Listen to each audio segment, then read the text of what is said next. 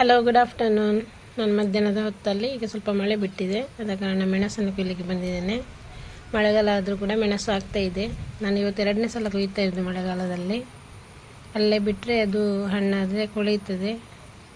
ಆದ ಕಾರಣ ಈಗೆಲ್ಲ ತೆಗೆದಿಟ್ಟರೆ ತುಂಬ ಸಮಯದವರೆಗೆ ಇದನ್ನು ಯೂಸ್ ಮಾಡಬಹುದು. ಫ್ರಿಜ್ಜಲ್ಲಿಟ್ಟರೆ ಮನೆಯ ಪದಾರ್ಥಕ್ಕೆಲ್ಲ ಬೇಕಾಗ್ತಿಲ್ಲ. ಆದ ಕಾರಣ ಅಂಗಡಿಯಿಂದ ತರುವ ಅಗತ್ಯ ಇಲ್ಲ. ಈಗ ತೆಗೆದಿಟ್ಟರೆ ನಾನಿವತ್ತು ಸುವರ್ಣಗೆಡ್ಡೆಯ ದಂಟು ಹಾಗೂ ಸೊಪ್ಪಿನ ಪಲ್ಯ ಮಾಡ್ತಾಯಿದ್ದೇನೆ. ಕಳೆದ ಸಲ ಒಮ್ಮೆ ಮಾಡಿದ್ದೆ ಸ್ವಲ್ಪ ದಿನದ ಮೊದಲು.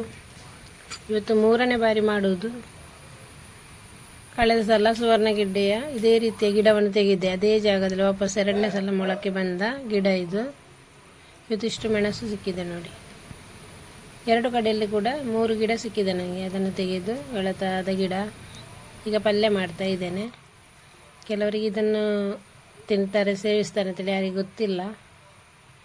ನಾನು ಕೂಡ ಯೂಟ್ಯೂಬಲ್ಲಿ ನೋಡಿ ಮಾಡಿದ್ದೆ, ತುಂಬ ರುಚಿಯಾಗಿದೆ. ಆದ ಕಾರಣ ನಾನು ಇದರ ವಿಡಿಯೋ ನಿಮ್ಮೊಂದಿಗೆ ಶೇರ್ ಮಾಡ್ತಾ ಇದ್ದೇನೆ. ಧೈರ್ಯವಾಗಿ ಇದನ್ನು ಸೇವಿಸ್ಬೋದು. ಸ್ವಲ್ಪ ಕೈ ತುರಿಸ್ತಂತಾದರೆ ಕೈಗೆ ಸ್ವಲ್ಪ ತೆಂಗಿನೆಣ್ಣೆಯನ್ನು ಹಚ್ಚೋದು ಒಳ್ಳೆಯದು. ಹಚ್ಚದಿದ್ದರೆ ಏನಾಗೋದಿಲ್ಲ. ನಾನು ಕಳೆದ ಸಲ ಕೈಗೆ ಎಣ್ಣೆ ಹಚ್ಚದೆ ನಾನು ಮಾಡಿದ್ದೇನೆ, ಏನಾಗಲಿಲ್ಲ. ಆದರೂ ಕೂಡ ಸಂಶಯ ಇದ್ದರೆ ಅಂತೇಳಿ ನಾನು ಎಣ್ಣೆ ಹಚ್ತಾ ಇದ್ದೇನೆ. ಇದನ್ನು ಸಪೂರಕ್ಕೆ ಕಟ್ ಮಾಡಲಿಕ್ಕಿದೆ. ಇದರ ನಾರನ್ನು ತೆಗೆದು ಸಪೂರಕ್ಕೆ ಕೊಚ್ಚಿ ಅರಿವೆ ಸೊಪ್ಪನ್ನು ಯಾವ ರೀತಿ ನಾವು ಪಲ್ಯ ಮಾಡ್ತೇವೆ ಅದೇ ರೀತಿ ಪಲ್ಯ ಮಾಡಿದರೆ ಒಳ್ಳೆ ಟೇಸ್ಟಿಯಾದ ಸುವರ್ಣಗೆಡ್ಡೆ ಸೊಪ್ಪಿನ ಪಲ್ಯ ರೆಡಿಯಾಗೋದು. ಇದೆಲ್ಲ ಟೈಮಲ್ಲಿ ನಮಗೆ ಸಿಗಲಿಕ್ಕಿಲ್ಲ. ಈ ಮಳೆಗಾಲದಲ್ಲಿ ಇಂಥ ಗಿಡಗಳು ಎಲ್ಲಿ ಕೂಡ ಕಾಣಲಿಕ್ಕೆ ಸಿಗ್ತದೆ ಹೆಚ್ಚಾಗಿ. ಕೆಲವರಿಗೆ ಅದನ್ನು ತಿಂತಾರೆ ಅಂತೇಳಿ ಗೊತ್ತಿಲ್ಲ, ತುರಿಸ್ತದೆ ಅಂತೇಳಿ ಭಯನದೆ ಯಾರು ಮುಟ್ಟುವುದಿಲ್ಲ ಇದನ್ನು. ಆದರೆ ಒಮ್ಮೆ ತಿಂದು ನೋಡಿದರೆ ಖಂಡಿತ ನಾವು ಇನ್ನೊಮ್ಮೆ ಮಾಡೇ ಮಾಡ್ತೀರ, ಅಷ್ಟೊಂದು ರುಚಿಯಾಗಿದೆ. ಇದಕ್ಕೆ 2 ಕಾಯಿ ಮೆಣಸು ಹಾಗೂ 1 ಈರುಳ್ಳಿಯನ್ನು ಹಾಕಿದ್ದೇನೆ. ಮತ್ತು ಸ್ವಲ್ಪ ತೆಂಗಿನಕಾಯಿ, ಉಪ್ಪು ಹಾಗೂ ಒಂದು 4-5 ಎಸಳು ಬೆಳ್ಳುಳ್ಳಿ, ಅಷ್ಟು ಮಾತ್ರ ಇದಕ್ಕೆ ಬೇಕಾಗೋದು. ಒಂದು ಚೂರು ಎಣ್ಣೆ ಹಾಕದೆ ಪಲ್ಯ ಮಾಡಿದರೆ ತುಂಬ ರುಚಿಯಾಗಿರ್ತದೆ.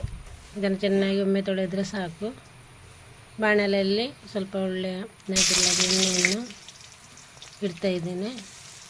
ಎಣ್ಣೆಗೆ ಕಟ್ ಮಾಡಿಕೊಂಡ ಈರುಳ್ಳಿ ಹಾಗೂ ಕಾಯಿ ಮೆಣಸನ್ನು ಹಾಕಿ ಸ್ವಲ್ಪ ಫ್ರೈ ಮಾಡೋದು. ನಂತರ ಈ ಸೊಪ್ಪನ್ನು ತೊಳೆದಿಟ್ಟುಕೊಂಡ ಸೊಪ್ಪನ್ನು ಇದಕ್ಕೆ ಸೇರಿಸಿ ಮತ್ತು ರುಚಿಗೆ ತಕ್ಕಷ್ಟು ಉಪ್ಪು ಹಾಕಿ ಸ್ವಲ್ಪ ಬಾಡಲು ಬಿಡುವುದು.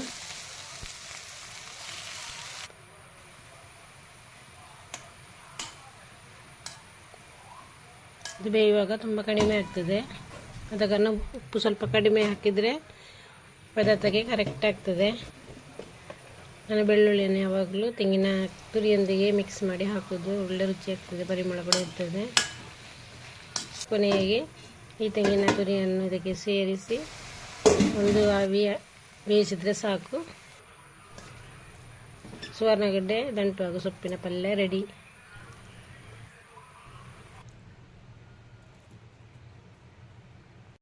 ಸುವರ್ಣಗೆಡ್ಡೆ ದಂಟಿನ ಹಾಗೂ ಸೊಪ್ಪಿನ ಪಲ್ಯ. ಒಮ್ಮೆ ನೀವು ಇದನ್ನು ಟ್ರೈ ಮಾಡಿ ನೋಡಿ, ತುಂಬ ಟೇಸ್ಟಾಗಿದೆ. ಒಮ್ಮೆ ನಾವು ತಿಂದರೆ ಖಂಡಿತ ಇನ್ನೊಮ್ಮೆ ಮಾಡೇ ಮಾಡ್ತೀರ, ಅಷ್ಟೊಂದು ಟೇಸ್ಟಾಗಿದೆ. ತುಂಬ ರುಚಿಯಾದ ಪಲ್ಯ. ಇದನ್ನು ಧೈರ್ಯವಾಗಿ ತಿನ್ಬೋದು ಯಾರು ಕೂಡ. ನಾನು 2ನೇ ಸಲ ಇವತ್ತು ಮಾಡ್ತಾ ಇದ್ದೇನೆ. ತುಂಬ ಟೇಸ್ಟಾಗಿದೆ. ಸುವರ್ಣಗೆಡ್ಡೆಯ ದಂಟು ಹಾಗೂ ಸೊಪ್ಪಿನ ಪಲ್ಯ ಎಲ್ಲಾದರೂ ನಿಮಗೆ ಸಿಕ್ಕಿದರೆ ನೀವು ಅದನ್ನು ಪಲ್ಯ ಮಾಡಿ ನೋಡಿ, ಹಾಗೂ ಹೇಗಾಗಿದೆ ಅಂತೇಳಿ ಕಮೆಂಟ್ ಮೂಲಕ ತಿಳಿಸಿ. ನೀವು ಇದರ ಪಲ್ಯ ಮಾಡಿದರೆ ಖಂಡಿತ ಇದನ್ನೊಬ್ಬರೇ ತಿಂದು ಮುಗಿಸ್ತೀರ, ಅಷ್ಟು ರುಚಿಯಾಗಿದೆ.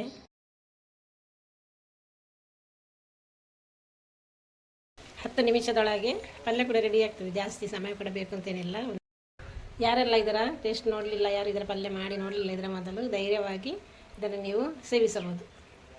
ಕೈಗೆ ಎಣ್ಣೆ ಹಚ್ಚದೆಯೂ ನಾನು ಕಳೆದ ಸಲ ಕಟ್ ಮಾಡಿದ್ದೇನೆ, ಏನು ಕೈ ತುರಿಸಲಿಲ್ಲ. ಆದರೆ ಯೂಟ್ಯೂಬಲ್ಲಿ ನಾನು ನೋಡಿದ್ದೆ, ಯಾರಿಗಾದರೂ ಸಂಶಯ ಇದ್ದರೆ, ಭಯ ಇದ್ದರೆ ಕೈಗೆ ಎಣ್ಣೆ ಹಚ್ಚಿ ನೋಡಿ ಅಂತೇಳಿ. ಆದ ಕಾರಣ ಏನು ಸ್ವಲ್ಪವೂ ತುರಿಸುವುದಿಲ್ಲ, ಧೈರ್ಯವಾಗಿ ಅದನ್ನು ಹೀಗೆ ಕಟ್ ಮಾಡ್ಬೋದು. ಸ್ವಲ್ಪ ಎಳತಾದ ಗಿಡ ಇದ್ದರೆ ಒಳ್ಳೆಯದು, ತುಂಬ ಟೇಸ್ಟ್ ಆಗ್ತದೆ. ಜಾಸ್ತಿ ಬೆಳೆದರೆ ಅಷ್ಟು ಒಳ್ಳೆಯದಾಗೋದಿಲ್ಲ. ಜಾಸ್ತಿ ಬೆಳೆದ ಗಿಡದಲ್ಲಿ ಮಾಡಿದರೆ ಸ್ವಲ್ಪ ತುರಿಸಿದೆ ಅಂತ ಹೇಳ್ತಾರೆ. ನಾನಿದನ್ನು ಚಿಕನ್ ಸಾರಿನೊಂದಿಗೆ ಊಟ ಮಾಡ್ತಾ ಇದ್ದೇನೆ. ಇಂದಿನ ವಿಡಿಯೋ ಇಷ್ಟವಾದರೆ ಒಂದು ಲೈಕ್ ಕೊಡಿ, ಶೇರ್ ಮಾಡಿ, ಸಬ್ಸ್ಕ್ರೈಬ್ ಮಾಡಿ. ಬಾಯ್.